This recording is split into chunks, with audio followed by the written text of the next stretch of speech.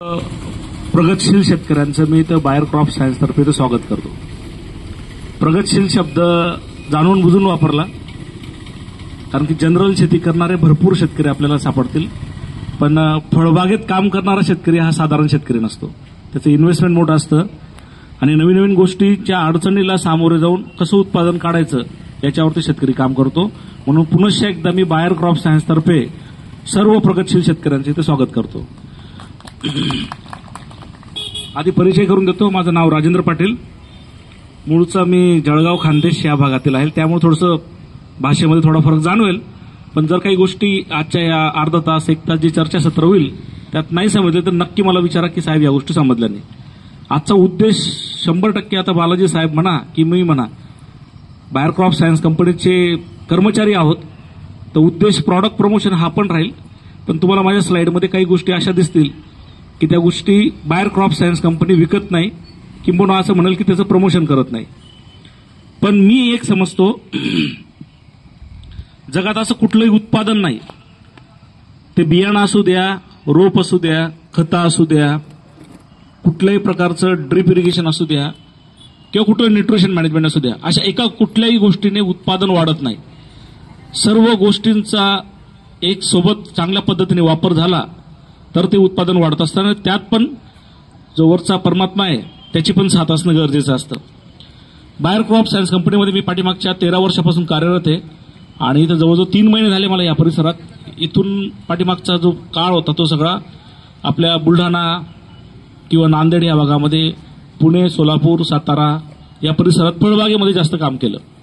आता फळबागेत काम करत असताना आपल्या परिसरामध्ये परिसरामध्ये म्हणता येईल की महाराष्ट्रामध्ये बरेचसे फळबागाचे पिकं घेतली जातात. उदाहरणार्थ 2020-21 पर्यंत बारामतीचा जो पार्ट आहे त्या पार्टमध्ये बारामतीपासून तर सोलापूरपर्यंत पूर्ण डाळिंबचं पीक घेतलं जायचं. आणि शॉर्टवॉल बोरर नावाची एक कीड आली आणि त्या एका किडीमुळं जवळजवळ 30 ते 35 हजार एकरचा पूर्ण डाळिंब हा उद्ध्वस्त झाला. थोडक्यात मला म्हणायचं की उभ्या आकाशाच्या खाली आपलं ज्यावेळेस पीक येतं त्यावेळेस एक अशी मोठी समस्या येते की ते संपूर्ण पीक उद्ध्वस्त करू शकतं. त्या भागामध्ये संपूर्ण हलकी जमीन आहे. पवार साहेबांच्या कृपेमुळे तिथं पाण्याची, पवार साहेब म्हणूया की बाकी महाराष्ट्र शासनामुळे तिथं पाण्याची व्यवस्था चांगली झाली, त्यामुळे त्या जमिनींमध्ये पण पिकं चांगली घेतात. पण ते लोक तिथे थांबले नाहीत. पुढच्या 1.5 ते 2 वर्षामध्ये सुजलाम सुफलाम तो भाग झाला पेरू, त्याला जाम म्हणतो आपण या पिकामुळं. आणि 10 लाख, 12 लाख, 14 लाख, 15 लाख अशी उत्पादन एकरी वर्षाला काढत आहेत. मी जळगावचा विचार केला. जळगाव भागामध्ये केळीचं पण उत्पादन आता भाव 2200-2300 रुपये भाव चालू आहे. त्याही लोकांचे जे पैसे बनतायत 6 लाख, 7 लाख, 10 लाखापर्यंत बनतायत. मी जर विचार केला, हळदीचा विचार केला, नांदेड, हिंगोली या भागाचा, त्यांचाही पैसा होतोय. पण मी माझ्या कार्यकाळामध्ये फक्त 1 किंवा 2दाच फक्त ऐकलेले की संत्रा पिकामध्ये लोकांनी 8 आणि 10 लाख रुपये काढले. असं जनरली थोडं कमी ऐकायला मिळालं, कारण की संत्र्याचा शेतकरी हा खूप जास्त जे आसमानी संकट आहे त्याचा मार जास्त त्याला भेटतो.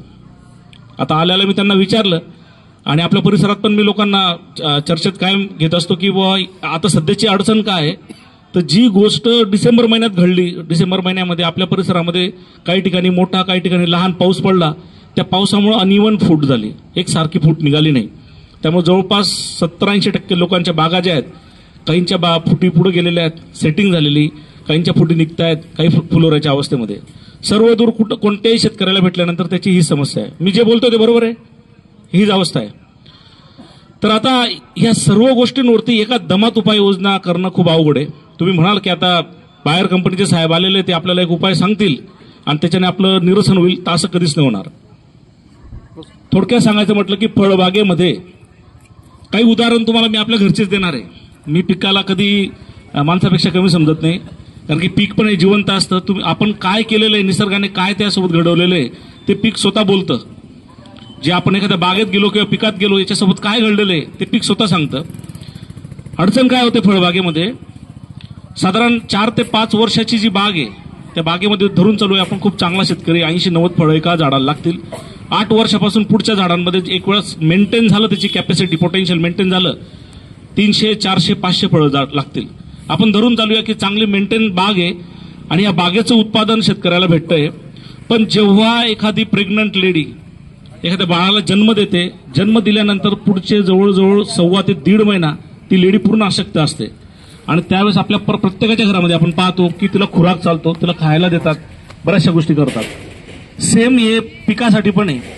एवढं मोठं झाड एवढे मोठे फळं काढते, एवढं मोठं फळं दिलं आणि फळाला आपल्याला जी आपली आपण म्हणूया की स्ट्रेसची अवस्था असते, त्या स्ट्रेसच्या अवस्थेमध्ये आपण काय शब्द येते, ताणतणावाची जी अवस्था आहे, फळबागेचं उत्पादन निघाल्यानंतर जेव्हा झाड तणावाच्या अवस्थेत जातं, तणावाच्या अवस्थेनंतर जेव्हा पहिलं पाणी देतो त्यावेळेस त्या झाडाची पण रिक्वायरमेंट असते की मी एवढ्या मोठ्या प्रमाणामध्ये फळं काढलेत तर माझं पालन पोषण पण चांगलं झालं पाहिजे. आणि शेतकरी बांधवांनो, आपल्याला बऱ्याचदा मराठी शेतकऱ्यांना, मराठी माणसाला साध्या गोष्टी ज्या आहेत ना आपल्याला लवकर पटत नाही. मी तुम्हाला आता एखादं केमिकलचं नाव सांगून दिलं ना, सगळे मंडळी दुकानावरती उद्या हजर होतील आणि हे औषध मारल्याने फूट चांगली निघते व. पण जनरली बेसिक गोष्टी जर व्यवस्थित झाल्या नाही तर त्याला फुटीला पण कारणीभूत असतात. तर जर ताण अवस्थेमधून पहिले पाणी देण्याच्या अगोदर जर खुराक चांगला दिला गेला नसेल, त्याला एवढे मोठ्या प्रमाणात त्यांनी फळं काढले, हार्वेस्टिंग काढली, त्याला खुराकचं नियोजन व्यवस्थित झालं नाही तर ह्या अडचणी पण आपल्याला पाहायला भेटतील.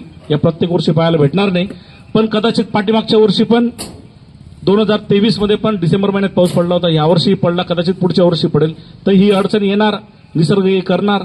आपल्याला आपली सोय जी ताण अवस्थेतून जेव्हा पहिलं पाणी देतो त्या अवस्थेच्या अगोदर खत नियोजन करणं गरजेचं आहे. एक अजून दुसरं उदाहरण देतो मी. आपल्या परिसरामध्ये होत नाही, पण नाशिक, सोलापूर, काही तुळजापूरचा काही भाग, परळीचा काही भाग, या भागामध्ये द्राक्ष हे पीक घेतलं जातं. शक्यतो द्राक्ष हे पीक जे थंड हवेचं ठिकाण, जिथं आपण म्हणतो की वेस्टर्न कंट्रीज जे आहेत, युरोप वगैरे या कंट्रीजचं पीक आहे. पण भारतातला शेतकरी एवढा मेहनती आहे की त्याने ते शक्य करून दाखवलेलं आहे की द्राक्ष हे पीक आपल्याकडे येणार. आता ते कसं शक्य करून दाखवलं? द्राक्ष पिकाचं एका गोड्या छाटणीचं उत्पादन घेण्यासाठी 2 वेळा छाटण्या कराव्या लागतात. आता तुम्हाला काही लोकांना माहीत असेल, नसेल तर सांगतो मी थोडं. म्हणजे एक जी ऑक्टोबरची छाटणी होते त्याचं उत्पादन फेब्रुवारी मार्च महिन्यामध्ये जेव्हा द्राक्ष निघतात, हे येण्यासाठी काडीमध्ये स्टोरेज तयार करण्यासाठी खरड छाटणी ही एप्रिल महिन्यामध्ये, फेब्रुवारी मार्च उत्पादन काढल्यानंतर एप्रिल महिन्यापासून त्याची काळजी घेतली जाते. साधारण सप्टेंबर महिन्यापर्यंत ती काडी डेव्हलप केली जाते. काडी डेव्हलप झाल्यानंतर त्याचं उत्पादन घेतं. तर हे मी का रिलेट करतोय की जर तणावाच्या अवस्थेनंतर जेव्हा झाड जातं तर त्याच्यामध्ये स्टोरेज जेवढा चांगला तयार होईल तेवढ्या पुढच्या येणाऱ्या अवस्थेमध्ये आपल्याला कुठल्याही प्रकारचा नैसर्गिक बदल कितीही झाला वातावरणामध्ये तर ती अडचण येणार नाही. तर माझी तीच विनंती आहे की खत नियोजनावरती आपल्याला भर देणं गरजेचं आहे. तुम्ही म्हणाल साहेब की बाहेरचे साहेब आहेत ते सगळे औषधं सांगायला पाहिजे, पण मी अगोदरच सांगितलं की मी एका गोष्टीवरती बोलणार नाही, एका गोष्टीने कधीही उत्पादन वाढत नाही. तर पहिली स्लाइडच माझी ही ठेवली, खत व्यवस्थापन. आता याच्यात 2 गोष्टी घेतलेल्या. आता ह्या परिसरामध्ये सिंगल सुपर फॉस्फेट वापरत असतील तर सिंगल सुपर फॉस्फेट, काही ठिकाणी डीएपी वापरत असेल तर डीएपीची ग्रेड आपण ठेवलेली. तुम्ही पाहू शकतात की या महत्वाच्या स्टेप्स आहेत. तुम्ही जे आता विचारला मला प्रश्न, या अतिशय महत्वाचे जाड खत जे म्हणतो आपण, या जाड खताचं नियोजन कशा पद्धतीने झालं पाहिजे. तर पहिलं पाणी देण्या अगोदर आपण म्हणतो बेसल ऍप्लिकेशन, 30 ते 45 दिवस बहार येण्या अगोदरचा ताण सोडण्यापूर्वीची अवस्था. 3 प्रकारच्या जमिनीत हलकी जमीन ताण किती घेते? 25 दिवसापासून तर साधारण 35 दिवसापर्यंत. मध्यम जमीन किती घेते? साधारण 30 दिवसापासून ते 40 दिवसापर्यंत. आणि 30 जर भारी जमीन असेल तर तिला ताण जवळजवळ 45-50, काही वेळा 60 दिवसाचा पण ताण लागतो. पण हे सगळं निसर्गावर अवलंबून आहे. पाऊस पडला, सगळा ताणाची जी नियोजन केलेलं आहे त्याला ब्रेक लागतो आणि उत्पादनामध्ये घट होते. तर इथं जे नियोजन केलेलं आहे की साधारण 3 महत्वाचे जे सूक्ष्म मुख्य अन्नद्रव्य आहे, त्याच्यामध्ये युरिया झाला, पोटॅश झाला आणि सुपर फॉस्फेट झालं. या तिघांचं वेगवेगळ्या पद्धतीने आपण इथं ग्रेडिंग केलेली आहे. यात आपण सिंगल सुपर फॉस्फेटचा जर डोस घेतला, 8 वर्षाच्या आतील जर बाग असली तर साधारण आपल्याला सुरुवातीला बेसल डोस जो आहे तो 400 ग्रॅम प्रति झाड या प्रमाणामध्ये द्यावा लागेल. त्यानंतर पूर्ण बहार आल्यानंतर 200 ग्रॅम आणि त्यानंतर 50% फळधारणा झाल्यानंतर आपल्याला 50% फळधारणा आणि पूर्ण बहार आल्यानंतर आपल्याला युरियाचं नियोजन करायचं. पण युरियाचं नियोजन करत असताना ही पण गोष्ट पाहायची की आपली जर बाग चांगली भारी जमीन आहे आणि बागेमध्ये वाढ चांगली होते, काही वाढ चांगल्या पद्धतीने, तर तिथे युरियाचं नियोजन आपण कमी करू शकतो. तुम्हाला मी तेच उत्तर दिलं. आता जर युरियाकडे आपण वळलो, नत्राकडे जर वळलो आणि जर काही वाढ मोठ्या प्रमाणात होते तर झाड काय करतं, स्वतःची वाढ करते आणि जी फुलधारणा झाल्यानंतर सेटिंग होते, नंतर फळ बनायला लागतं, त्याच्याकडे एनर्जी कमी प्रमाणात डायव्हर्ट करतो. तर ते टाळण्यासाठी हा सल्ला आपल्याला जो आहे आपल्या पद्धतीने, आपल्या बागेची अवस्था या पद्धतीने आपल्याला हा निर्णय घ्यावा लागेल. इथं सल्फरची खूप गरज आहे. सल्फर सुरुवातीच्या टप्प्यामध्ये गेलेलं कधीही चांगलं. दोघं तिघं पद्धतीने काम करतं. एक बुरशीनाशक म्हणून पण काम करतं सल्फर, आणि त्यानंतर एक ॲक्रेडिसाइड म्हणजे कोळीनाशक म्हणून पण काम करतं. तर त्याचाही डोस इथे मेन्शन केलेला आहे प्रति झाड या प्रमाणामध्ये. तर हा झाला सिंगल सुपर फॉस्फेटचा चार्ट.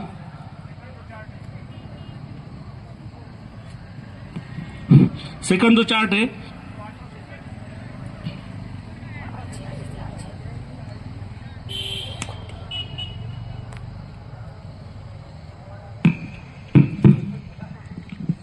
चार्ट आहे तो डीएपीचा चार्ट आहे. डीएपीचं पण आपण इथे स्प्लिट केलेलं आहे की 8 वर्षाच्या आतील झाड असतील तर कशा पद्धतीने त्याचा 300 आणि 100 ग्रॅम म्हणजे टोटल 400 ग्रॅम प्रति झाड डोस गेला पाहिजे.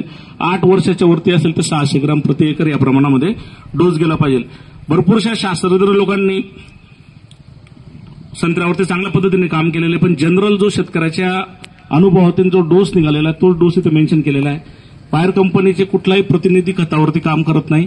जे कोणी तज्ज्ञ आपल्या परिसरामध्ये किंबहुना असं म्हणेल की या संत्र्याच्या पिकामध्ये चांगल्या पद्धतीने काम करतं त्याच लोकांचा सल्ला आपण इथे देण्याचा प्रयत्न केला आहे.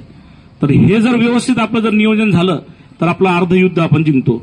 दुसरी महत्वाची गोष्ट शेतकरी बांधवांनो, आजचे जे पुढचे जेवढेही टॉपिक आपण चर्चा करणार आहे, येणारे रोग, येणाऱ्या किडी, याच्यातली एक सगळ्यात महत्वाची गोष्ट म्हणजे आपल्या बागेमध्ये पडणाऱ्या जेवढाही काडी, कचरा, जुने फळं, जुने पानं हे बाहेर काढणं खूप गरजेचं आहे. बाहेर काढून त्याला मिटवणं गरजेचं आहे. आपल्याला काय वाटतं की हे खूप साध्या गोष्टी आहेत, पण जर कंपनीची औषधं कमी प्रमाणात वापरायची असतील तर जे बीजाणू आहे त्याच्यावाले, रोगाचे जे बीजाणू आहे किंवा किडीचे जे कोष आहेत ते कोष तिथेच पडलेले आपल्या जमिनीमध्ये. जसं वातावरण भेटलं तसं ते ऍक्टिव्हेट होणार आणि तसं पिकाचं नुकसान करणार.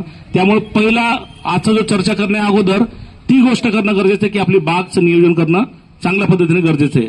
दुसरी महत्वाची गोष्ट, पाणी देण्या अगोदर आपण जी मशागत करतो तर मशागतीमध्ये आपल्या इथं किती लोक ट्रॅक्टर, ट्रिलर किंवा रोटावेटरचा वापर करतात? सर्वच करतात. साधारण किती खोल आपण प्रत्येक वर्षी मशागत करतो? 0 कल्टिवेशन. बाकी लोक सगळेच, कोणीच वापरत नाही. कल्टिवेशन कोणीच करत नाही, सगळेच करतात. बाकी जवळजवळ 99% करतात. याच्यामध्ये महत्वाचं काय, आता तुमच्या प्रश्नाचं उत्तर होतं की साहेब सगळीकडे फूट जी चांगली निघत नाही. काही वेळा असं म्हणता येईल की फूट काही ठिकाणी खूप जास्त निघते की त्याचं फुलोरा लागत नाही, असेही प्रश्न संसार भागामधून आपल्याला पाहायला मिळाले. तर जेव्हा 2 झाडांमधलं अंतर 15 फूट आहे तुमचं, तर ज्यावेळेस आपण आंतरमशागत करतो तर आंतरमशागत करणं गरजेचं आहे. ज्या शेतांमध्ये निमॅटोडचा प्रॉब्लेम आहे, मुळांवरती गाठी, तर रूट प्रुनिंग करणं गरजेचं आहे. तर साधारण आपलं जे पाणी आपण देतो बागेला, दुपारचं उन्हामध्ये आपल्या बागेची जी गोलाकार सावली पडते त्या सावलीच्या भागाच्या बाहेर आपण कल्टिवेशन करणं गरजेचं आहे आपल्याला. म्हणजे 2 सावल्यांच्या मध्ये आपलं कल्टिवेशन करणं गरजेचं आहे. झाडाच्या जवळ जाऊन कल्टिवेशन करणं टाळणं, कारण की मुख्य मुळा जर ब्रेक झाल्या तर 100% काही वाढीकडे झाड जातो. आता या साध्या साध्या गोष्टी, आपल्याला शेत चांगलं ठेवणं खूप आवडतं, पण ह्या गोष्टी जर चांगल्या पद्धतीने करत असाल, कदाचित मी ही गोष्ट नवीन सांगत नसेल, बाकी लोक करत असतील, पण ह्या गोष्टी पण तेवढंच महत्वाचं आहे की साधारण 3 इंच मॅक्सिमम 4 इंचाच्या खाली जी मशागत आहे ती बागेमध्ये करणं टाळलं पाहिजे, जेणेकरून मुळांना डॅमेज नाही झाला पाहिजे. आता जो पुढचा विषय तो अतिशय महत्वाचा आहे. बायर क्रॉप सायन्स कंपनीने पाठीमागच्या 10 वर्षापूर्वी एक स्वप्न पाहिलं की आपल्या परिसरामधले मुख्य करून चहा जे पीक आहे, जे आसाम या भागामध्ये भारतामध्ये होते किंवा दक्षिणाचा जो भाग आहे तमिळनाडू या भागामध्ये होते, त्या लोकांची मोठी समस्या होती की चहाच्या बागेमध्ये 4-4, 5-5 फवारण्या त्यांना तण नियंत्रण करण्यासाठी लागत होते. आता मी ह्या जॉबमध्ये येताना अगोदर R&D मध्येच काम करत होतो, त्यामुळे जे प्रॉडक्ट तुम्हाला दिसत आहेत ते ऑलरेडी 10 वर्ष अगोदर याच्या चाचण्या आपण चालू केलेल्या आहे आणि काही चाचण्या मान्यता प्राप्त असून नंतर ते बाजारामध्ये केमिकल अवेलेबल झालेले. तर ही समस्या लक्षात आल्यानंतर कंपनीने विचार केला असं काहीतरी प्रॉडक्ट तयार केलं गेलं पाहिजे की जेणेकरून शेतकऱ्यांना कमीत कमी फवारण्या तणनाशकाच्या करता आल्या पाहिजे. आता याच्यामध्ये एक मोठी विसंगती, थोडं काळजीपूर्वक आहे का, आपल्या परिसरामध्ये फिरत असताना काही लोकांनी याचं निगेटिव्ह चित्र बनवलं. बऱ्याचदा काय होतं की एखादं नवीन तंत्रज्ञान येतं ना, त्याचा विरोध किंवा त्याची निगेटिव्ह बाब जी ती मोठ्या प्रमाणामध्ये लोक बोलत असतात. आता हे जे तणनाशक तुम्हाला समोर दिसतंय ॲलियन प्लस, आपल्यातल्या किती लोकांनी वापरलेले? एकाने नाही. ॲलियन प्लस कोणीच वापरले नाही, म्हणजे चांगला आजचा सेशन चांगला होणार आहे. तर हे ॲलियन प्लस तणनाशक कंपनीने काढलं, असं काही कुठली मॅजिक नाही गेली. बऱ्याचदा लोकांना आता मी जे पुढच्या 10 मिनिटात बोलणार आहे, शेतकरी त्याचा थोडा निगेटिव्ह पण अर्थ काढतील, पण गोष्ट पहिले समजून घ्या. तर जिथं आपल्याला 4 ते 5 फवारण्या वर्षातून त्या शेतकऱ्यांना लागत होत्या, तिथं कंपनीने असं प्रॉडक्ट आणलं की जे प्रॉडक्ट ऑलरेडी तुम्ही वापरतात ग्लायफोसेट नावाचं, आणि त्याच्यामध्ये इंडाझेफ्लेम नावाचा घटक ऍड केला.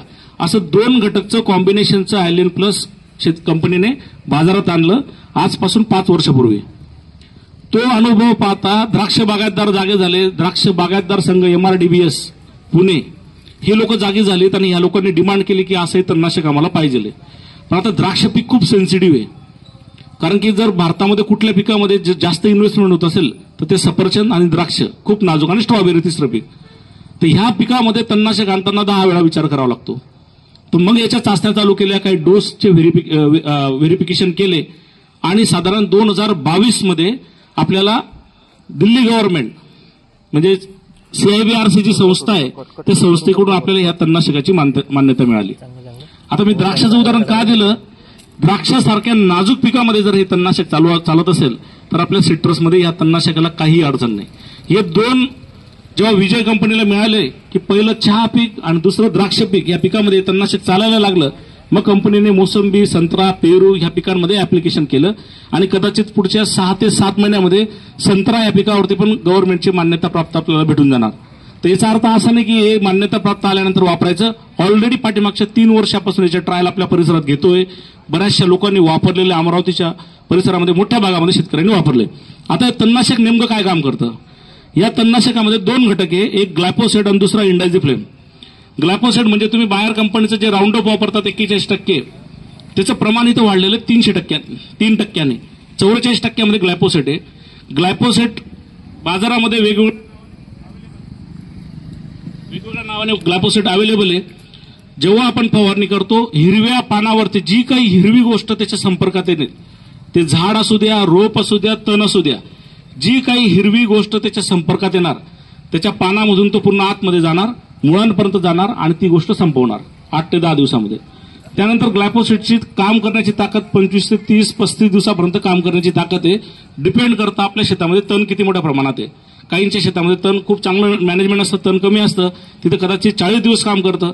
काहींच्या शेतामध्ये 25 दिवस काम करतं. काहींच्या तर खूप तणाट शेत आहे, तर ते 20-25 दिवस पण काम करतं. तर ह्या औषधामध्ये पण ग्लायफोसेटच आहे, जे तुम्ही बायर कंपनीचं राऊंड अप वापरतात किंवा इतर कंपन्यांचेही प्रॉडक्ट वापरतात, तेच काम पण हे प्रॉडक्ट करणार. पण खरी जी गोष्ट आहे, खरी जी गंमत आहे, ती इंडाझेफ्लेम नावाचं जे मॉलिक्युल आहे ते ऍड केले. त्याचं प्रमाण खूप कमी, 4-4.5% प्रमाण आहे.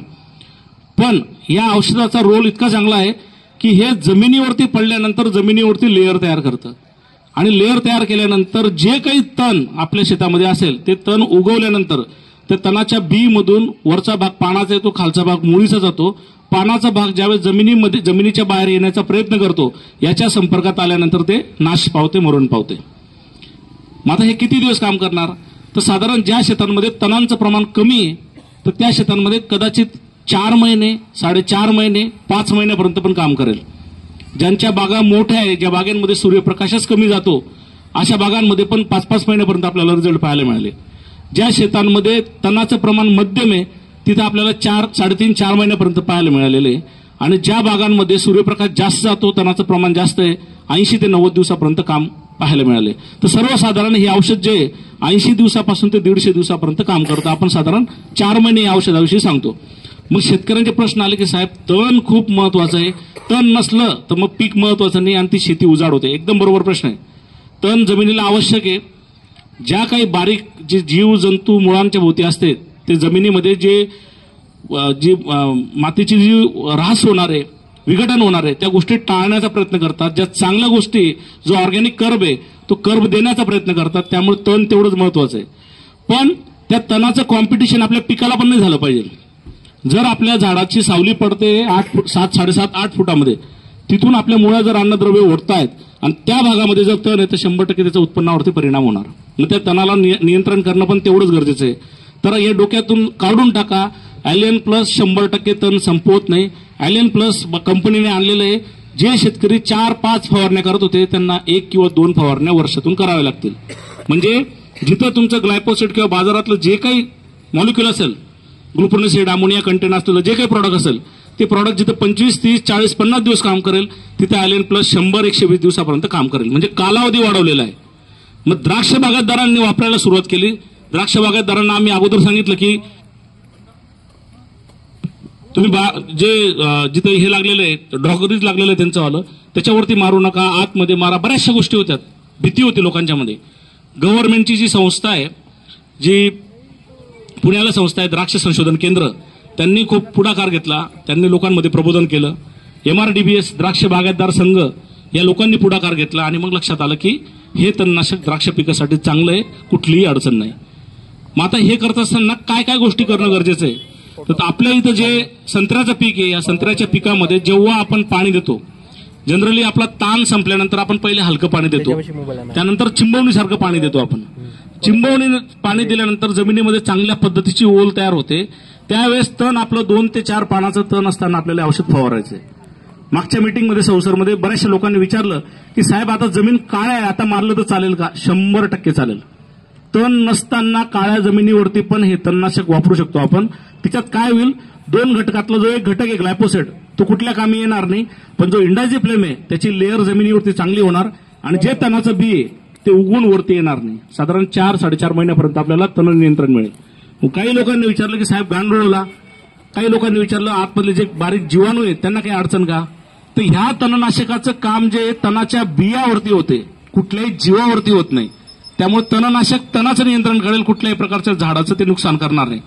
तर द्राक्षाचं 2022 मध्ये जेव्हा पेटी युरोपला गेली आणि युरोपला ती ऍक्सेप्ट झाली तेव्हा लोकांचा जीवात जीव आला की या तणनाशकाचा कुठलाही प्रॉब्लेम नाही. युरोपमध्ये A ग्रेडचा माल उचलला जातो, भारतामध्ये B, C आणि D ग्रेडचा माल आपण खात असतो. तर कुठलीही अडचण आली नाही. 30 गोष्ट आपण इथं संत्रा या पिकामध्ये मागच्या 2-3 वर्षापासून करतोय. संभाजीनगर, ज्याचं पूर्वीचं नाव होतं औरंगाबाद जिल्ह्यामध्ये मोसंबीची मोठ्या प्रमाणामध्ये लागवड होते. परदेशी समाज मोठ्या प्रमाणात लागवड करतो आणि याच्यात पाठीमागच्या 1.5-2 वर्षापासून शेतकरी मोठ्या प्रमाणामध्ये ह्या तणनाशकाचा वापर करतोय. तर माझी आपल्याला विनंती आहे, एक वेळा अनुभव घेऊन पहा. काही शेतकऱ्यांना आपल्या परिसरामध्ये नरखेड, काटोल या भागामध्ये लोकांना भेटलो तर गैरसमज होते लोकांचे, ते दूर केले. त्यांनी वापरलं, रिझल्ट पाठीमागच्या वर्षी चांगल्या पद्धतीने पाहायला भेटला, जो की ह्या वर्षी लोकांनी, जेव्हा मी आलो 3 महिने अगोदर, त्यावेळेस लोकांनी स्वतःहून आपल्याला कळवलं. आता हे औषध फवारायचं कसं? मी अगोदर सांगितलं की चिंबवणीसारखं पाणी दिल्यानंतर 2 ते 4 पानच्या अवस्थेत तण असताना किंवा तण नसताना पण या औषधाचा एकरी डोस 1000 ml म्हणजे 1 लिटर या प्रमाणामध्ये आपल्याला पूर्ण शेतामध्ये साधारण 200 ते 250 लिटर पाणी घेऊन फवारायचे. तुम्ही कुठल्याही पिकामध्ये, कपाशीमध्ये घासाचं तणनाशक फवारतात, सोयाबीनमध्ये बरेचसे तणनाशक वापरतो आपण. तर तणनाशक फवारताना जमिनीमध्ये किमान 200 लिटर पाणी हे फवारलं गेलं पाहिजे. तणांवरती पडलं पाहिजे, जमिनीवरती पाणी पडलं पाहिजे, म्हणजे त्याच्यातला दुहेरी घटक आहे तो चांगल्या पद्धतीने काम करतो. 5 आणि 6 आणि 7% तणनाशकाचं काम होत नाही. म्हणून एक तणनाशक 1000 लोक वापरतात, पण 1000 लोकांना सारखे रिझल्ट भेटत नाही. औषध एकच, घटक एकच, काम करण्याची पद्धत एकच. 1000 लोकांनी वापरल्यानंतर 800 लोक समाधानी राहतात, 200 लोक समाधानी राहत नाही. तर एवढं महागडाचं जर प्रॉडक्ट आपण वापरतोय तर त्याचं वापरण्याची पद्धत पण आपली योग्य असणं आवश्यक आहे. तर 1 लिटर प्रति एकर पाणी, जर 250 लिटर 300 लिटर तुम्ही पाण्याचं प्रमाण वाढवलं संत्रा पिकामध्ये, काही अडचण नाही. बिलकुल त्याच्यामध्ये औषध पूर्ण मिक्स करायचं आपल्याला आणि जमिनीवरती आपल्याला किंवा तणांवरती आपल्याला त्याचा फवारणी करायची. हे करत असताना आता काळजी काय घ्यायची? आता ही काळजी फक्त ॲलियन प्लस या औषधासाठी नाही. ही काळजी फक्त ॲलियन प्लस या औषधासाठी नाही. तुम्ही तो गोष्ट पाहत असाल नसाल मला माहित नाही. कुठलंही ग्लायपोसेट, ते बायर कंपनीचा असू द्या किंवा कुठल्याही कंपनीचा असू द्या, कुठलंही ग्लायपोसेट 3 वर्षाच्या आतील बागेवरती फवारायचं नाही. तुम्हाला विसंगती होईल, तुम्ही म्हणाल साहेब आम्ही बिंदास वापरतोय, पहिल्या वर्षापासून काही अडचण आली नाही. पण उत्पादन एका वर्षामध्ये आपलं कमी नाही होत, टप्प्याटप्प्याने उत्पादन आपलं कमी होतं, तर आपल्याला लक्षात येत नाही. त्याचं कारण काय? कलम लावली तुम्ही, कलम लावल्यानंतर जसं झाड डेव्हलप व्हायला लागलं, पहिल्या 3 वर्षामध्ये जी पण साल आहे त्या सालेवरती हरितद्रव्य असतात. आणि मी तुम्हाला आधीच सांगितलं की ग्लायपोसेट हे ज्या हिरव्या गोष्टीवरती पडेल त्या हिरव्या गोष्टीमध्ये अट्रॅक्ट होतं ना आतमध्ये जातं. आणि मग तिथून आपल्याला ज्या समस्या आहेत, गळ ग्लायपोसेटने कधीही होत नाही. गळीचे कारण वेगवेगळे आहेत. तणनाशकाने कधीही गळ होत नाही. उत्पादनामध्ये आपल्याला हळूहळू त्याची घट पाहायला भेटते. त्याचमुळं जे काही तणनाशक वापरायचं आपल्याला साधारण 3 वर्षाच्या पुढील बागेमध्ये वापरायचंय. मग ती मोसंबीची असेल किंवा संत्र्याची असेल, तर ते ग्लायपोसेट कुठल्याही कंपनीचा असू द्या, तर आता बाहेरचं जे ॲलियन प्लस आहे, त्या ॲलियन प्लसला पण आपल्याला त्यासाठी की 3 वर्षाच्या पुढील बागेमध्ये आपल्याला हे औषध वापरायचंय. वापरताना तुम्हाला अगोदर सांगितलं 250 ते 300 लिटर पाणी एका एकरमध्ये फवारायचंय. तो नियम पण सगळ्या तणनाशकांना लागू आहे. अजून महत्वाची गोष्ट, आपण बऱ्याचदा फूट काढतो, जे खराब झालेल्या फांद्या बाजूला काढतो, पण काही वेळा फुटी जे आहेत, काही पानं जे आहेत ते बुंद्यावर राहून जातात आणि आपण तणनाशक फवारतो, तिथेही ते पानं संपर्कात आल्यानंतर त्याचं नुकसान होणार. म्हणून जे बारीक बारीक फूट आहे, जास्तीत जास्त 20-25 मिनिटं लागतात त्याला, ती फूट पण काढून घेतली तर नुकसान आपल्याला टळणार. त्यामुळे डोळे झाकून बिनधास कंपनीवरती विश्वास ठेवून तुम्ही ॲलियन प्लस या औषधाची वापर करा. तुमच्या जमिनीची कुठली ऱ्हास होणार नाही. कारण की ही ऱ्हास जेव्हा मी 2022 मध्ये जेव्हा काम चालू केलं द्राक्षामध्ये, MRDBH चे जे अधिकारी आहेत, डायरेक्टर लोक आहेत, त्यांनी डोकं खाल्लं. साहेब असं काहीतरी रिपोर्ट द्या तुम्ही की खालचे जीव मरत नाही, फक्त तुमच्या सांगण्याने विश्वास नाही. तर काही गोष्टी कंपन्यांना पब्लिकली करता येत नाही, पण त्या एका गोष्टीसाठी आपल्याला त्यांच्यापर्यंत ते डॉक्युमेंट्स आपल्याला पुरवता आले. तुमची इच्छा असेल तर तुमच्यापर्यंत पोहोचू शकतो. फक्त चुकीची गोष्ट निगेटिव्हिटी याची पसरवू नका. आता निगेटिव्हिटी का पसरते? जेव्हा 2002 मध्ये बीटी कॉटन जेव्हा टेक्नॉलॉजी आली, आता काकाजी वयस्कर त्यांना माहित असेल, बीटी टेक्नॉलॉजी येण्याच्या अगोदर काय करत होते काकाजी, आपण जे अमेरिकन बोंडाळी जी येत होती, तर खराब झालेल्या अशा टोपल्यामध्ये बोंडाचे बोंड आपण बाहेर फेकत होतो. आणि एक मोठी इंडस्ट्री होती, कॅनने आपण औषध भरून घेऊन येतो, घेऊन आणायचो. आता नवीन पिढीला कळणार नाही, कॅनाने औषध आणायचो ना आपण फवारायचो, भरपूर फवारण्या व्हायच्या आळीसाठी. तर त्यासाठी बीटी टेक्नॉलॉजी आली 2002 मध्ये आणि खूप विरोध झाला, खूप संघटना पुढे आल्या, ही बीटी टेक्नॉलॉजी आल्याने काय होईल. खरं कारण एक होतं की एका रात्रीतून जी इंडस्ट्री कॅनाने औषध जे टाकणार त्यात बाहेरचं पण औषध होतं, ती एका रात्रीतून इंडस्ट्री बंद झाली आणि शेतकऱ्यांना ते बीटी कॉटन वापरता आलं. त्यानंतर आळीवरती औषध वापरण्याची गरज पडली नाही. काही मार्गदर्शक तत्वे व्यवस्थित वापरले गेले नाही. जसं आजूबाजूला तुम्ही तेवढं 125 ग्रॅमचं पॅकेट यायचं पहिले ते लावलं पाहिजे, त्या गोष्टी व्यवस्थित मार्गदर्शन झालं नाही. त्यामुळे 2006 नंतर 2008 मध्ये BG2 टेक्नॉलॉजी आणण्याची गरज पडली आणि त्याने काम केलं जवळजवळ 2016 मध्ये. आणि 2016 मध्ये पुन्हा एकदा आपल्याला BG3 टेक्नॉलॉजी आणायची गरज पडली. मी हे का सांगितलं, कुठलंही नवीन तंत्रज्ञान आल्यानंतर त्याच्यामध्ये 80% निगेटिव्ह गोष्टी चर्चा होतात आणि 20% पॉझिटिव्ह होतात.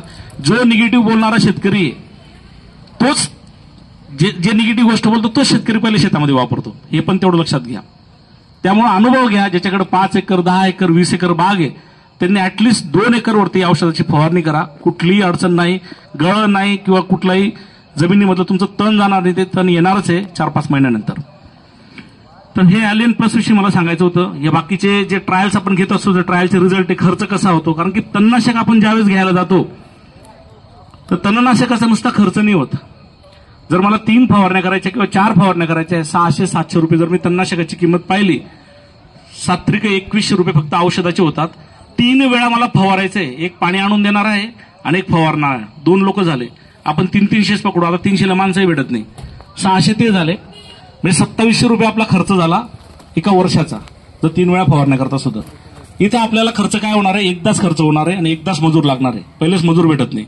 त्यामुळे एका सीझनमध्ये एकदा जरी ॲलियन प्लस फवारलं तरी आपली बाग ही व्यवस्थित राहणार. हे काही रिझल्ट आहे, द्राक्षाचेच फोटो लावलेले, काही घाईघाईमध्ये PPT बनवली, अतिशय सुंदर रिझल्ट आपल्याला पाहायला भेटतात. आता याच्यात एक टेक्निकल पर्सन म्हणून माझं काम आहे की कुठले तण कंट्रोल होतात, कुठले होत नाही.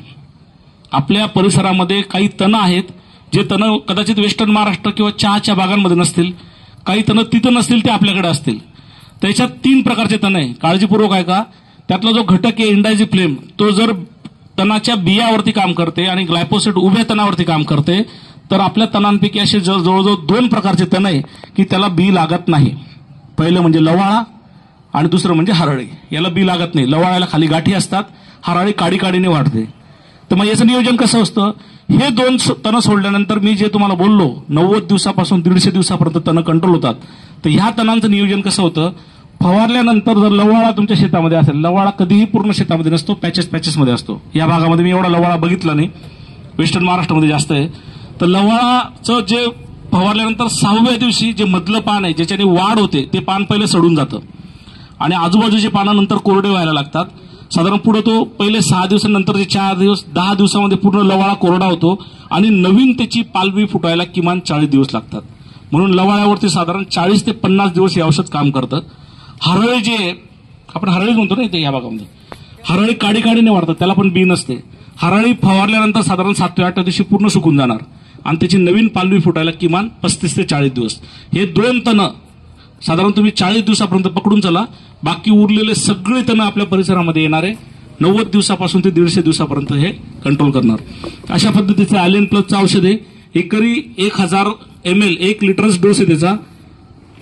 हे काही आपल्या त्या साहेबांनी आपल्या परिसरामध्ये काही व्हिडिओ घेतले. मी बालाजी नळकंठे, बायर क्रॉप सायन्सचा प्रतिनिधी. आपण इथे साधारण 20 जून 2024ला अलाइन प्लस जे की आपलं संत्रा आणि मोसंबीतलं तणनाशक आहे याचा इथे आपण वापर केला होता. तर साधारण आज पाहू शकतो आपण मागच्या वर्षी जून महिन्यात आपण स्प्रे घेतला होता आणि आज आपण इथे 8 जानेवारी 2025 मध्ये आपण आपले शेतकरी केशव भाऊ यांच्यासोबत आपण त्यांचं मनोगत जाणून घेऊया व त्यांना काय वाटतं, त्यांनी कशा प्रकारे रिझल्ट वाटला बोलू शकतो. अलाइनचा रिझल्ट मला चांगला वाटला, छान वाटला. अलाइन मुळे 3 महिने तर काहीच म्हटलं कंटिन्यू काही गवत म्हणजे झालंच नाही शेतामध्ये. 3 महिन्यानंतर मग थोडं कुठं वाटलं. 3 महिने तर मतलब काहीच त्रास नाही गवतापासून. आपण साधारण 20 जूनला पहिल्यांदा घेतला होता. 20 जूनला पहिल्यांदा. जुलै ऑगस्ट सप्टेंबर 3 महिन्यानंतर काहीच नाही. साधारण आपल्याला ऑक्टोबर पासून थोडंफार दिसायला चालू होतं. ऑक्टोबरच्या नंतर बसून आणि याच्यानंतर आपण आंतरमशागत मध्ये काय केलं होतं, जसं रोटर वगैरे केलं होतं आपण. हे रोटर आपण कोण्या महिन्यात घेतलं होतं? आपण ऑक्टोबरच्या शेवटी ऑक्टोबर. आपण एक साधारण असं समजू शकतो जून पासून ते ऑक्टोबर पर्यंत आपल्याला कुठली दुसरी काही करायची गरज नाही पडली. आणि त्यानंतर या प्लॉट मध्ये तुम्ही दुसरं कुठलं तणनाशक घेतलं होतं का आजच्या दिवसात? नाही. आपण असं म्हणू शकतो मागच्या जून पासून आजपर्यंत आपण दुसऱ्या कुठल्याच प्रकारच्या तणनाशकाचा वापर नाही केला. फक्त आपण 2 वेळेस रोटर केले आणि सध्या आपण पाहू शकतो रोटर केल्यानंतरही अजूनही जमिनीमध्ये पाणी तुमचे 2 झाले. आता 4 पाणी झाले तरी आपण इथं पाहू शकतो रोटर झाल्यानंतर आणि 4 पाणी झाल्यानंतर नवीन असं गवताची कुठे काही उत्पत्ती नाही. तुम्ही तुमच्या उद्देशाने म्हणू शकतो शेतकऱ्याला काय मेसेज देऊ शकतो? छान आहे अलाइन. शेतकऱ्यासाठी खूप छान आहे. मारलं पाहिजे अलाइन मुळे 4 महिने 3 महिने तर कंटिन्यू काही होत नाही. 3 महिन्याचं आपण गॅरंटी घेतो. तेच आपण जर बाकी शेतकऱ्या लेबर खर्च काढला त्याची 4 वेळेस मारण्याचा खर्च, 4 वेळेस औषधी खर्च, सगळ्याचा जर हिशोब केला तर कुठं ना कुठं आपला शेतकरी फायद्यात राहते. एकाच टोकनमुळे अलाइन मुळे फायद्यात आहे. आता आपण जून मध्ये फवारा घेतला होता त्याच्यानंतर आपल्याला असं गळीचं असं काही वाटलं होतं? नाही. खूप साऱ्या शेतकऱ्यांच्या मनात ती एक शंका तणनाशक माझ्यानंतर काय होते? नाही. काही गळ वगैरे काहीच नाही. आपण जेव्हा फवारा घेतला तेव्हा आपली फूट होती फूट चालू होती. पूर्ण फूट चालू होती. त्याच्यानंतर फळधारणा झाली, फळाची साईज वाढली. एवढं सगळं असतं तुम्हाला कुठल्याही अवस्थेमध्ये असं त्याची गळीचं काही वाटलं? नाही. काही कुठल्या याच्यात काहीच अडचण नाही. धन्यवाद भाऊ तुमचा अनुभव दिल्याबद्दल. धन्यवाद. कटाक्षाने त्यांनी जो शब्द वापरला की 90 दिवसापर्यंत कुठलंही तण आलं नाही आणि कुठल्याही प्रकारच्या फळ धारण्यामध्ये किंवा फळाच्या साईजमध्ये कुठलाही विपरीत परिणाम आला नाही. आता एक महत्वाची गोष्ट, जे शेतकरी बंधू मी तसं 3 वर्षाच्या नंतरच्या बागा सांगितलेल्या आहे, पण जे पण मंडळी आपल्या बागेमध्ये आंतरपीक घेतात, कोणी सोयाबीन लावतं, कोणी चणा लावतं, त्या शेतकऱ्यांनी औषध वापरायचं नाही. आतमध्ये जर लावणार तर त्याच्यावरती पडल्यानंतर जळणारच आहे ना, ते त्याच्या संपर्कात आल्यानंतर जळणारच आहे. तर आंतरपिकं घेणाऱ्या शेतकऱ्यांनी हे औषध वापरायचं नाही. जे आंतरपिकं घेत नाही शेतकरी त्या शेतकऱ्यांसाठी आपण रिकमेंड करतो. तसंही आपली 7-8 वर्षांची जी बाग झाल्यानंतर कुठलाही शेतकरी हा बागेकडे लक्ष धरतो, बाकीचा जो छोटे मोठे फायदे त्याच्यावरती लक्ष देत नाही. तर तेच या व्हिडिओतून आणि ह्या स्लाइड्सवरून आपल्याला सांगायचं होतं. आता आपण जो मुख्य विषय त्याच्याकडे वळूया. साधारण ज्या महत्वाच्या अवस्था आहे संत्रा या पिकामध्ये, नवती, फुलोरा, फळधारणा, चना आकार, या 4ही अवस्थेमध्ये खूप मोठ्या समस्या आपल्याला पाहायला भेटतात. आणि नंतरची जेव्हा फ्रूट डेव्हलपमेंट, फळ तयार होण्याची अवस्था आहे, कारण की हा जो बहार चालू आहे, हा बहार पावसाळ्यामध्ये 4 महिने हा बहार अडकतो. त्याच्यामध्ये जे फळ डेव्हलपमेंट आहे, फळांची वाढ होणे, या गोष्टी 4 महिन्यामध्ये होतात आणि त्या 4 महिन्यामध्ये रोगराईचा मोठ्या प्रमाणामध्ये प्रादुर्भाव आपल्याला पाहायला मिळतो. मी पुन्हा एकदा गोष्ट रिपीट करतो, आपल्या शेतामधून जुने काडी, कचरा, पानं, जुनी फळं ही जर पडलेली असली तर 100% बुरशीजन्य रोगाचा प्रादुर्भाव मोठ्या प्रमाणामध्ये होणार. तुम्ही कितीही चांगले औषधं वापरा, वेळ 15 दिवस, 20 दिवस, 25 दिवस काम करणार, पुन्हा त्याच्यावर बीजाणू पडलेलं ते बीजाणू पुन्हा वाढणार. तर ती काळजी आपल्याला घ्यायची. 1 बाय 1 जी ती एकेकाची चर्चा करूया. तर संत्रा पिकामध्ये जे अडचणी आहेत त्या अडचणीमध्ये ज्या आपल्या परिसरात मी बघितलं, डिंक्या खूप मोठी समस्या आहे, त्यानंतर फायटोप्थोराची खूप मोठी समस्या आहे, त्यानंतर जे फांद्या सुकणे, शेंडेमर हिची समस्या आहे, त्यानंतर तपकिरी कीच, पायकूच, पानझडी, फळझड, शेंडेमर ह्या मोठ्या मोठ्या समस्या आहे. त्यानंतर हे जे ग्रीनिंग किंवा मंदरास म्हणतो आपण, याला वायबार म्हणतो, या वायबारची पण समस्या आपल्याला पाहायला भेटते. स्पेशली अमरावतीच्या भागामध्ये मोठ्या प्रमाणावरती पाहायला मिळाली. किडींमध्ये सुरुवात होते नागाळीपासून. नागाळी जर नर्सरी अवस्थेमध्ये जर नागाळीचा प्रकोप असला तर 100% आपल्या बागेमध्ये नागाळीचा प्रादुर्भाव प्रत्येक वर्षी आपल्याला पाहायला भेटणार. ती काळजी आपलं घेणं आहे. सिट्रस सायला सगळ्यांना माहिती आहे, त्याची सुरुवातीच्या अवस्थेमध्ये खूप मोठ्या प्रमाणामध्ये त्याचं नुकसान करते. आणि इथं आता साहेबांनी प्रश्न विचारला की सायलाचा अटॅक, तर सायलाचा अटॅक भरपूर आहे. तुम्ही म्हटलात कमी, पण ज्या शेतकऱ्यांनी क्लीनअप राऊंड घेतले, सुरुवातीचे चांगले राऊंड घेतले सुरुवातीचे, तिथं सायलाचा प्रादुर्भाव कमी आहे. पण जेव्हा केव्हा दुपारचं तापमान वाढेल, रात्रीचं तापमान कमी राहणार, दिवसा आणि रात्रीच्या तापमानामध्ये बदल होणार, त्यावेळेस किडींचा प्रादुर्भाव आपल्याला मोठ्या प्रमाणावरती व्हायला. हे जर पाहायचं असेल तर आपल्या परिसरामध्ये जेवढीही भाजीपालावर्गीय पिकं असू द्या, आपलं स्वतःचं बाग पाहून घ्या, त्याच्यावरती तुम्हाला थ्रिप्सचा प्रादुर्भाव मोठ्या प्रमाणावर दिसेल, मावा दिसेल, लाल कोळी पाहायला मिळेल, सायला पाहायला मिळेल. तर हे वातावरण जे आहे ते पोषक वातावरण आहे आणि या वातावरणामध्ये आपल्याला ही किडीची समस्या आपल्याला जाणवते. त्यानंतर मी जसं मावा, फुलकिडे, काळी पांढरी माशी, कोळी, मिलीबग, साल खाणारे आणि बऱ्याचशा याचा अडचण येते. पण जी खालून 3 नंबरची अडचण जी रस शोषणारा पतंग, ज्याला सिट्रस मॉथ म्हणतो आपण, जी पाकळी उडते फळं ज्यावेळेस डेव्हलप होत असतात, तर या एका पाकळीमुळे त्याने फक्त बारीक डंग जरी मारला तरी ती फळं आपण व्यापाराला विकू शकत नाही किंवा ती फळं डॅमेज होते. मग त्यावेळेस थोडा गैरसमज होतो आपल्याला की काही अन्नद्रव्याची कमतरता आहे का, काही फळमाशीची अडचण आहे का. त्यामुळे हा जो रस शोषणारा पतंग आहे याची पण मोठी समस्या आपल्याला या संत्रा पिकामध्ये पाहायला मिळते.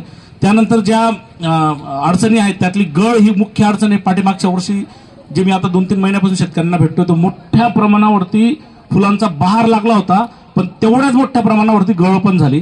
तर गळीचे बरेचसे कारण आहे. एका कारणामुळे गळ होत नाही, फक्त डोक्यातून हे काढून टाका की कुठल्या तणनाशकामुळे गळ होते, ते अजिबात होत नाही. गळीला बरेचसे कारण ते आपण 1 बाय 1 आपण चर्चा करूया. तर आता जी सिट्रस सायला ही जी कीड आहे, आपण या किडीला सगळेजण ओळखतात, सगळेजण याचं नियोजन करतात, बऱ्याचशा लोकांना माहिती पण कुठल्या औषधं काम करता. एक मादी 400 ते 500 अंडी टाकते.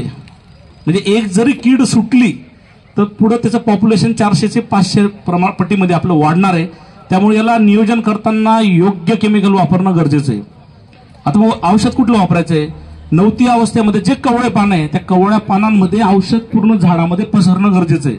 बाजारामध्ये आहेत नाही असं विषय नाही, पण जे औषध मी तुम्हाला सांगणार आहे मुव्हेंटो एनर्जी, हे मुव्हेंटो एनर्जी आपल्यामध्ये बरेचसे लोक वापरतात. मुव्हेंटो एनर्जीच आपण नवती अवस्थेत का सांगतो की जी कवळी पानं येतात हे मुव्हेंटो एनर्जीमध्ये 2V सिस्टिमिसिटी, म्हणजे अन्न नलिकेतून पण पसरते आणि जी पाणी वाहणारी नलिका आहे त्याच्यातून पण पसरते संपूर्ण झाडामध्ये. आणि ज्यावेळेस कवळे पानं असतात तर कवळे पानामध्ये जो प्रवहन आहे त्याचा ते प्रवहन चांगल्या पद्धतीने होते. आणि त्याचमुळे या सुरुवातीच्या अवस्थेमध्ये जर मुव्हेंटो एनर्जी दिली तर त्याचं जे विष आहे किंवा पॉयझन आहे ते झाडामध्ये नवीन येणारे जे पानं आहे, नवीन वाढ आहे त्याच्यामध्ये अजून येतं. आणि नंतरून आता असेल किंवा नंतरून ज्या पिढी सायलाच्या येणार आहे, कोळीच्या येणार आहे, पांढरी माशीच्या येणार आहे, काळी माशीच्या येणार आहे, त्याला कंट्रोल करण्याचं काम हे मुव्हेंटो एनर्जी करते. पाठीमागं आपण याला 2-3-4 वर्ष अगोदर आपण सोलोमनच सांगत होतो, पण मुव्हेंटो एनर्जी आपल्याकडे चांगल्या पद्धतीने रिझल्ट शेतकऱ्यांचे बघितले. जोपर्यंत आपल्या ट्रायलचे रिझल्ट येत नाही तोपर्यंत शेतकऱ्यांना रिकमेंड करत नाही. ते 2-3 वर्षापासून बरेचसे मंडळी जे आहेत या मुव्हेंटो एनर्जीचा वापर करतात. तर माझी ती विनंती राहील की जी नवती अवस्था या अवस्थेमध्ये आपल्याला मुव्हेंटो एनर्जी 250 मिली 200 लिटर पाण्याला आपल्याला फवारणी करून घेणं आहे, जेणेकरून सायलाचं जे नियोजन आहे ते नियोजन होणं गरजेचं आहे. त्यानंतर काळी माशी, पांढरी माशी, मावा, कोळी या मुव्हेंटो एनर्जीमध्ये 2 घटक आहे. इमिडाक्लोप्रिड जे सर्वात जुनं पहिलं निओनिकोटिडाइन ग्रुपचं औषध आहे आणि त्याच्यामध्ये स्पायरोटेट्रामॅट जो नवीन घटक आहे. तर या घटकामुळे तुमचं सायला पण कंट्रोल होते. मावा, परत कोळी, पांढरी माशी या किडींना एकाच औषधाने आपण अटकाव आणू शकतो. त्यानंतरच्या अवस्थेमध्ये आपल्याला जे पाहायला भेटतं की फुलकिडीचाही त्रास भेटते. तर ह्या मुव्हेंटो एनर्जी औषधाला टोमॅटो पिकामध्ये आपल्याला थ्रिप्ससाठी लेबल क्लेम मिळालेलं आहे. तर टोमॅटो पिकामध्ये थोडेसे जी थ्रिप्स आहे तिची स्पेसिस वेगळी असते, तर थ्रिप्सही नियंत्रण आपल्याला भेटतं. पण आपल्या ज्या संत्रा पिकामध्ये फुलोऱ्याच्या अवस्थेत जी थ्रिप्स येतो त्याच्यासाठी आपण पॉवरफुल औषध मारणं गरजेचं आहे आणि त्यासाठी आपण जम सांगतो ते पुढच्या स्लाइडवरती आपल्याला सांगतो. आता हा सायला जर सुटला तर काय होतो? वायबार विषय माहिती आपल्याला. पानं असे टिपके टिपके हिरवे पिवळे टिपके पडणे, फळं जे ते एका बाजूने पिवळं राहणे एका बाजूने हिरवं राहणे, पानाच्या पाठीमागच्या बाजू जे त्या शिरा फुगणे, अनइव्हन त्याला जे पिवळं झालेलं पान जे त्याच्यावरती हिरवे डॉट पडणे. तर हा वायबार ज्याला मंदरास किंवा ग्रीनिंग म्हणतो, ही समस्या मोठ्या प्रमाणावरती आपल्या परिसरामध्ये फिरताना पाहायला भेटते. तर हा वायबार येतो कुठून? हा जीवाणूजन्य रोग आहे आणि एकदा जर आला तर त्याच्यावरती नियंत्रण नाही, हे लक्षात घ्या. जीवाणूजन्य रोग आहे. याला कंट्रोल करण्यासाठी सुरुवातीच्या अवस्थेपासून जो सायला जी कीड आहे तिला कंट्रोल करणं गरजेचं आहे. कारण की याचे जीवाणू याचे जे बॅक्टेरिया आहे हे ट्रान्सफर एका पानापासून ते दुसऱ्या पानापर्यंत करण्याचं काम हा सायला करतो. त्यामुळे सायलाचं नियंत्रण जर पूर्णपणे जर केलं तर हा वायबार किंवा मंदरस किंवा ग्रीनिंग म्हणतो आपण, सिट्रस ग्रीनिंग, याचं नियंत्रण करणं आपल्याला सोपं होतं. त्यामुळे हा थोडा कठीण आहे, एकदम कंट्रोल होत नाही, पण याच्यासाठी पॉवरफुल केमिकल वापरणं आपल्याला गरजेचं आहे. आधीच सांगितलं की नाग अळीचा प्रादुर्भाव जर नर्सरीतून आपण रोपं आणतोय आणि रोपांवरतीच जर सुरुवातीपासून नाग अळी असेल तर त्याचं प्रमाण मोठ्या प्रमाणावरती वाढतं. आपल्या परिसरात जर टोमॅटो हे पीक असेल, आता जे वातावरण आहे त्या वातावरणामध्ये टोमॅटोचा तुटा आणि नागअळी याचा प्रादुर्भाव वाढत असतो. साधारण जानेवारी महिन्यापासून ते मार्च महिन्यापर्यंत ह्या नागअळीचा प्रादुर्भाव आपल्याला सर्वच पिकांवरती पाहायला भेटतो आणि त्याच्यापासून हे पीक पण काही वाचलेलं नाही. तर या पिकावरती पण आपल्याला नागअळीचा प्रकोप पाहायला भेटतो. तर त्याच्यासाठी डेसिस 100 नावाचं जे औषध आहे किंवा सोलोमन नावाचं औषध आहे, या औषधाने त्याचा अटकाव चांगल्या पद्धतीने आपल्याला करता येतो. त्याचं एक शेड्यूल जे आहे ते शेड्यूल तुम्हाला मी सांगतो.